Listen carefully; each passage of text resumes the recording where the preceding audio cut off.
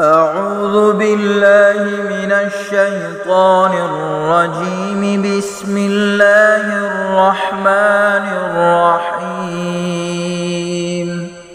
والفجر وليال عشر والشفع والوتر والليل إذا يسر هل في ذلك قسم لذي حجر ألم تر كيف فعل ربك بعاد إرم ذات العماد التي لم يخلق مثلها في البلاد وثمود الذين جابوا الصخر بالواد وفرعون ذي الأوتاد الذين طغوا في البلاد فأكثروا فيها الفساد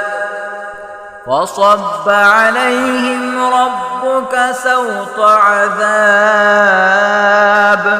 إن ربك لبالمرصاد فأما الإنسان إذا ما ابتلاه ربه فأكرمه ونعمه فيقول ربي أكرمن وأما إذا ما ابتلاه فقدر عليه رزقه فيقول ربي أهانن كلا بل لا تكرمون اليتيم ولا تحاضون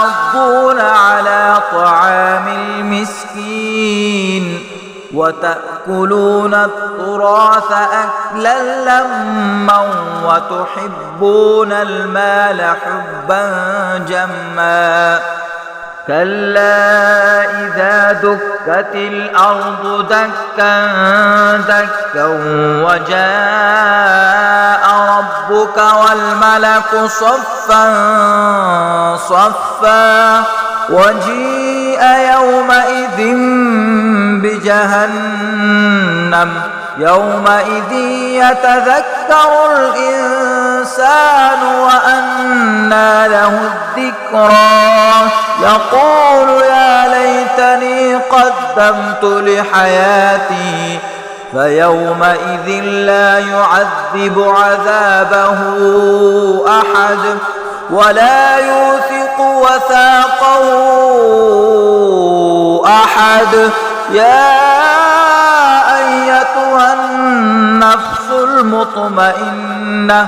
ارجعي إلى ربك راضية مرضية فادخلي في عبادي وادخلي جنتي.